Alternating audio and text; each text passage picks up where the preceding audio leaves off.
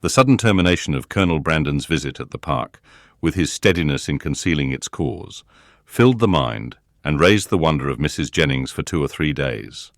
She was a great wonderer, as everyone must be who takes a very lively interest in all the comings and goings of all their acquaintance. She wondered with little intermission what could be the reason of it, was sure there must be some bad news, and thought over every kind of distress that could have befallen him, with a fixed determination that he should not escape them all. "Something very melancholy must be the matter, I'm sure," said she. "I could see it in his face. Poor man, I'm afraid his circumstances may be bad. The estate at Delaford was never reckoned more than 2,000 a year, and his brother left everything sadly involved. I do think he must have been sent for about money matters, for what else can it be? I wonder whether it is so. I would give anything to know the truth of it. Perhaps it is about Miss Williams, and by the by, I dare say it is, because he looked so conscious when I mentioned her. Maybe she is ill in town, nothing in the world more likely, for I have a notion she is always rather sickly. I would lay any wager it is about Miss Williams.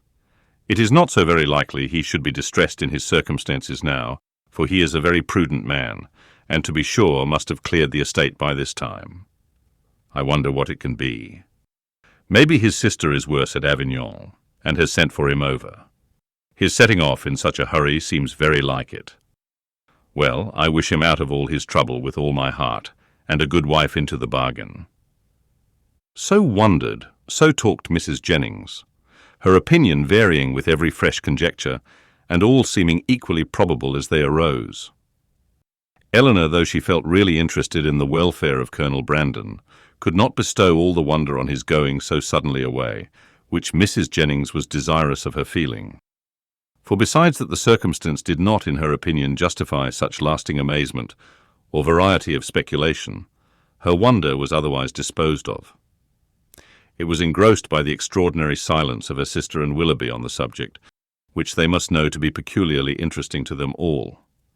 As this silence continued, every day made it appear more strange and more incompatible with the disposition of both. Why they should not openly acknowledge to her mother and herself what their constant behaviour to each other declared to have taken place, Elinor could not imagine.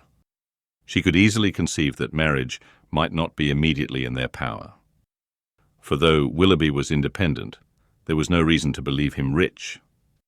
His estate had been rated by Sir John at about 600 or 700 a year, but he lived at an expense to which that income could hardly be equal, and he had himself often complained of his poverty.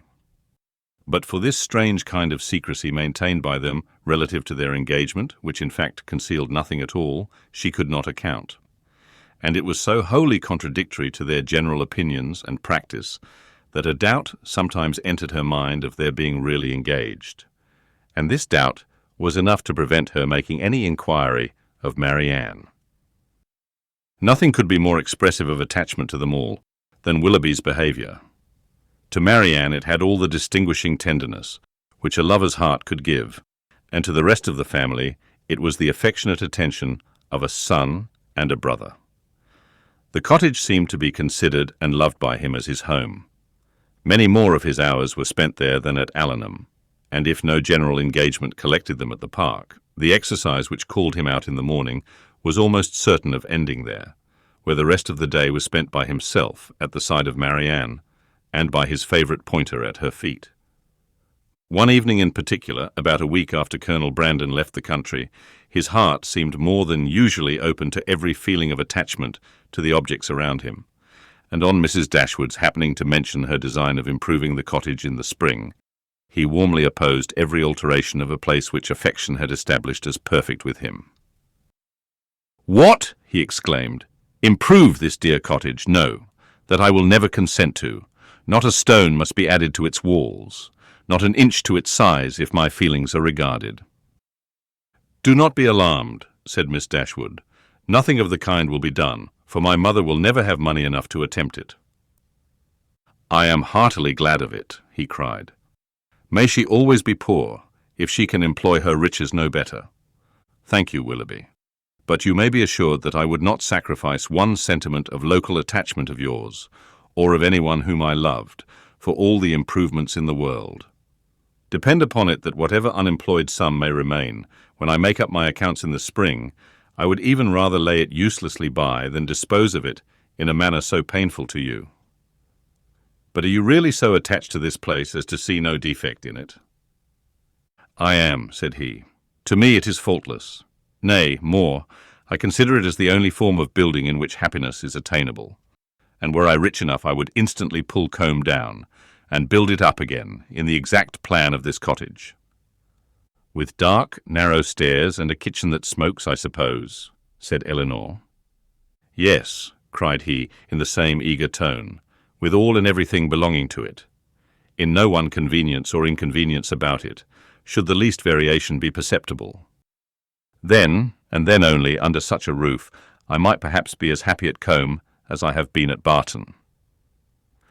I flatter myself, replied Elinor, that even under the disadvantage of better rooms and a broader staircase, you will hereafter find your own house as faultless as you now do this.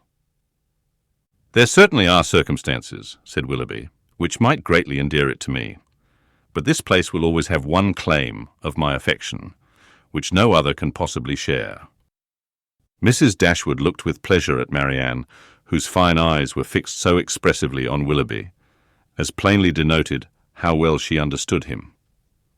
How often did I wish, added he, when I was at Allenham this time 12-month, that Barton Cottage were inhabited.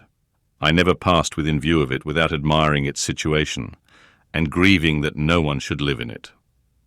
How little did I then think that the very first news I should hear from Mrs. Smith, when I next came into the country, would be that Barton Cottage was taken, and I felt an immediate satisfaction, an interest in the event, which nothing but a kind of prescience of what happiness I should experience from it can account for. Must it not have been so, Marianne? Speaking to her in a lowered voice. Then, continuing his former tone, he said, And yet this house you would spoil, Mrs. Dashwood. You would rob it of its simplicity by imaginary improvement. And this dear parlour in which our acquaintance first began, and in which so many happy hours have been since spent by us together, you would degrade to the condition of a common entrance, and everybody would be eager to pass through the room which has hitherto contained within itself more real accommodation and comfort than any other apartment of the handsomest dimensions in the world could possibly afford. Mrs. Dashwood again assured him that no alteration of the kind should be attempted. You are a good woman, he warmly replied. Your promise makes me easy. Extend it a little farther and it will make me happy. Tell me that not only your house will remain the same, but that I shall ever find you and yours as unchanged as your dwelling, and that you will always consider me with the kindness which has made everything belonging to you so dear to me. The promise was readily given, and Willoughby's behaviour during the whole of the evening declared at once his affection and happiness. "Shall we see you tomorrow to dinner?" said Mrs. Dashwood when he was leaving them. "I do not ask you to come in the morning, for we must walk to the park to call on Lady Middleton." He engaged to be with them by 4 o'clock.